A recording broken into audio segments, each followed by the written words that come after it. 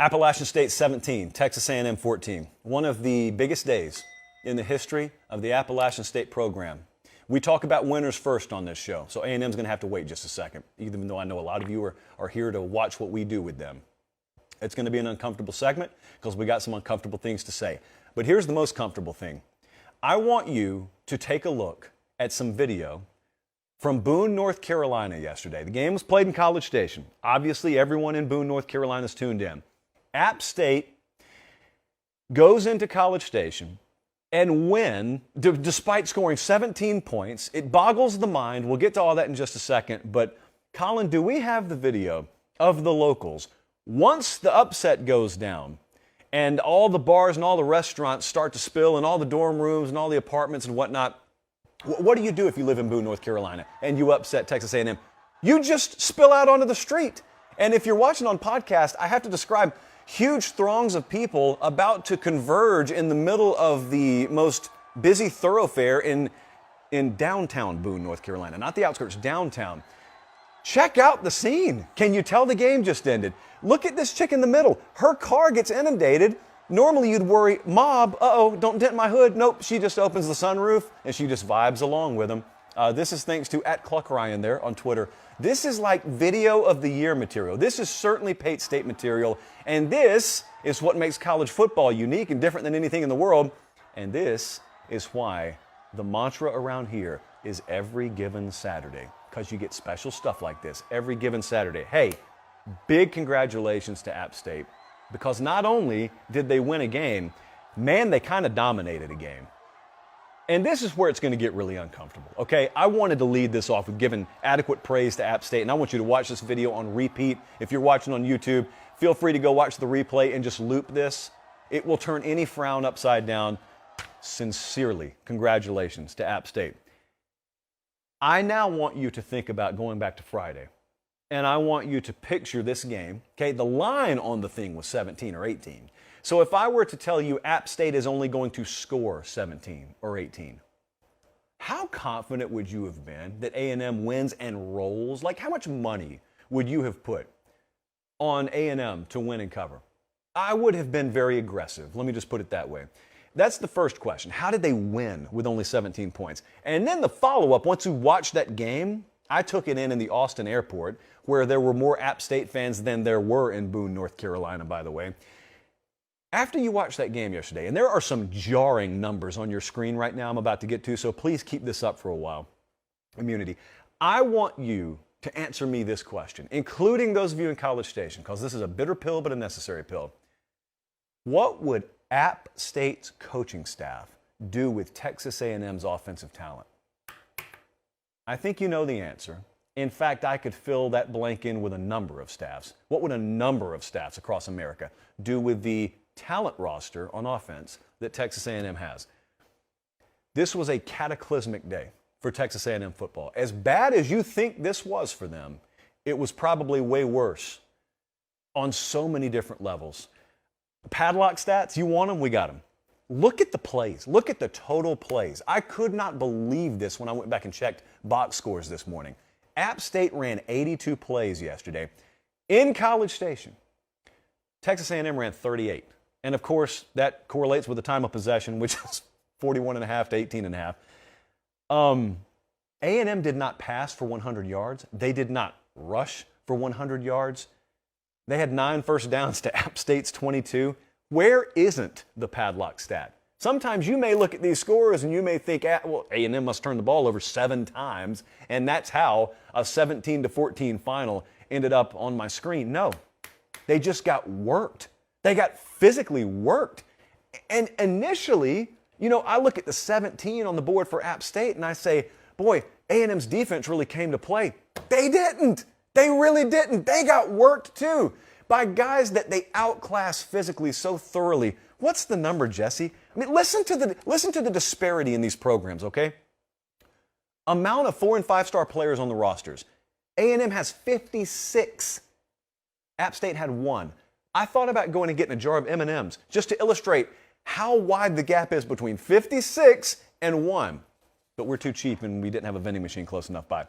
Football spending, $37 million per year to $10 million per year. Coaching salaries, about $16.5 million per year to $3 million per year. Average recruiting ranking, last 5 years, A&M 7.6, App State 90.6. You want to know how you eliminate all those edges? So many edges for Texas A&M across the board. You eliminate it with a bygone scheme. Scheme at Texas A&M has nullified all those talent advantages. It's not the first time you've seen it happen. It's certainly the most glaring time that you've seen it happen. They tell you offense is really complicated. It's really hard to understand. Colin, could you come full screen to me for just a second? We're going to do a master class here, and it's not going to take long. They tell you offense is so difficult to understand, and Jimbo Fisher, he looks like this on game day. He's got this many pieces of paper and laminated sheets in front of him. It is not hard to understand. I can teach you offense in 20 seconds. Watch this. You see this jug here? Let's pretend that this was a jug of milk, and you go to the fridge tomorrow morning and you pull it out, and it says expired in 2014. What would you do? You would throw this jug of milk away. Jimbo Fisher's been pulling out an offense that expired in 2014 for years, and he makes you chug it every Saturday. And I've gotten kind of tired of it, and the folks in College Station have gotten beyond tired of it. And yesterday, just the latest example of what can happen when you have, as we said, 5-star talent across the board, yet you don't even come close to putting them in a college football game in a position where they can win or whether they can even maximize their potential. And you've watched A&M for a while now. Now, I was willing to give benefit of doubt back in the spring because Jimbo Fisher said the right things in the spring. Like, they were woeful. They were terrible last year. Bud puts the stat out all the time. They were like 90th in the country in pass plays of 20 yards or more. Just terrible. It's unacceptable for Texas A&M. Jimbo Fisher talked about in the spring how it's a point of emphasis for our program.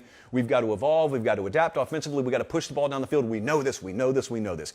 I interviewed him twice. We sat down with him. He said the same thing. Okay, so I'm willing to give him benefit of the doubt. Has anything changed? Have you seen anything that's changed? I keep hearing people after this loss say, boy, Connor Wegman's got to be put in at quarterback. It doesn't matter. Look, the jug says expired in 2014. It's old. It doesn't work for you anymore. It doesn't matter if I put a new label on it. It's still the same product. It's still the same old expired product.